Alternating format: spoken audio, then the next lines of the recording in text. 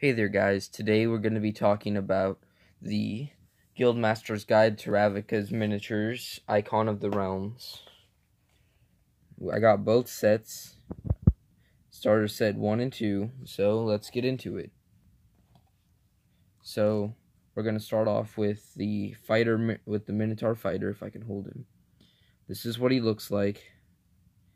I'd probably say he's my second favorite figure. We'll get to my next favorite figure. We'll get to my first favorite figure next. So yeah, he has the sign of the Guild of Boros in Guildmasters Guide to Ravnica. If you have the book, I'd say this is a pretty good figure. So yeah, I'll go over all of them at the end and tell you how I feel about all of them. So next is the Goblin Barbarian, which, to be honest, I don't really like him because he's on such a big place compared with all the other ones. I'd prefer if he was on a smaller base. That way, you could actually see him. But I mean, he's a pretty cool figure nonetheless. As you can see, he's barbarian. So yeah, the next figure we're going to talk about is the female sorceress, which she's part of the human sorceress. She's part of the cult of Rakdos, but you could really use her for anything. I actually think she looks more like a warlock, but So yeah, next we're going to talk about the human cleric. I really don't know what guild she's a part of because I haven't read through all that much, so yeah. But she has a cool little spell going on here, so yeah.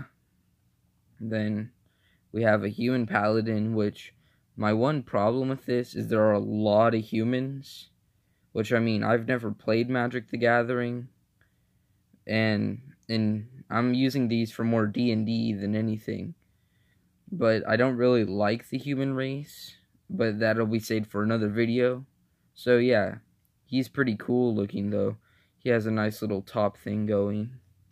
So our next figure is a human rogue, which she's just a rogue. There's nothing really special about her. This is what she looks like. So yeah. Then the Valken Wizard, which, don't know if I'm pronouncing that right, but that's how I'm going to pronounce it. He looks pretty cool. I mean, there's nothing really special about him.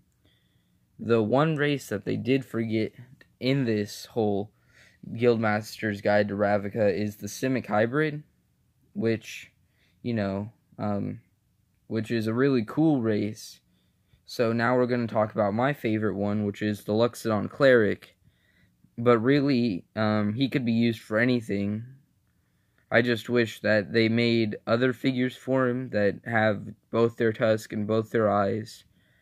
As you can see, that he doesn't have both of his eyes.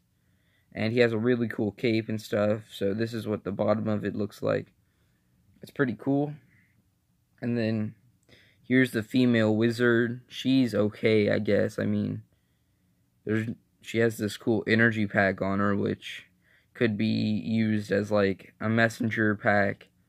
Like I said, I mean, I haven't really read through Guildmaster's Guide to Ravnica, but our last figure we're going to talk about today is the Elven Druid, which looks kind of cool. He has a cool little skull staff. So yeah, I mean, he's okay. I mean, yeah. So I told you I'd tell you guys my favorite figure, which is the Luxodon, because the only thing I wish is that they were more like in 3rd edition, where they were more barbaric than anything, but other than that, it's a pretty cool figure. My second favorite figure is the Minotaur, just because Minotaurs are probably one of my favorite races to play. I play them with my normal group in D&D, so yeah. And then next is the Elven Druid. He's pretty cool. I mostly like him because of Skull Staff, and like, I don't really play druids. I mostly play fighters and barbarians because I like being in the middle of the action. But yeah, and then the next figure on our list is the human paladin. So with the game I'm playing with my dad and his friends right now, I am a dwarven paladin. So paladins are pretty cool. They're kind of bad if you don't know how to use them, but other than that, they're really cool. Next is the sorceress. I just think she's cool because, like, if you look at the back of her, she has, like, heads attached to the hooks on her. Kind of reminds me of Hellraiser and those guys. But like I said, I think she'd work more as a warlock than a sorceress. Next will be my human cleric. She's pretty cool other than, you know, the all white, which, I mean, I guess she is a cleric, so that makes sense. So yeah.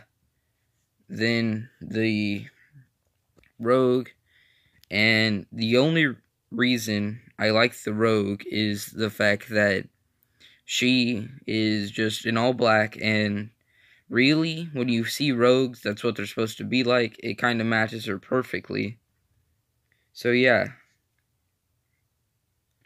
Then next figure is the human wizard.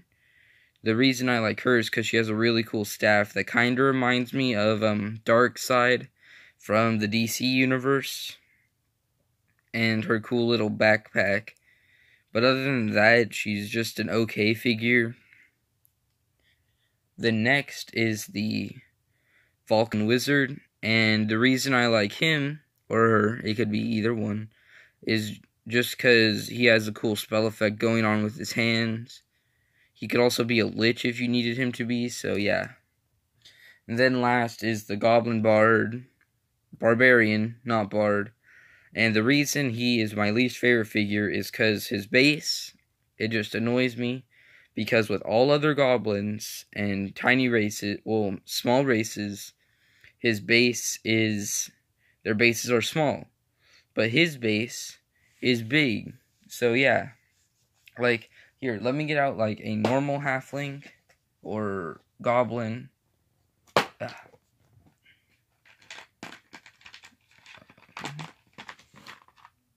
Frick, dude. Oh, that's just... Here. This is a goblin from Cholt. See? Like, it's hard to say, oh, look, this is a goblin, and also put out this goblin, because, you know, you don't fight goblins one-on-one, they're usually in packs, so it's hard to say that these are two same goblins, when in reality, this one's just bigger than this one. So yeah, so that's the end of the video.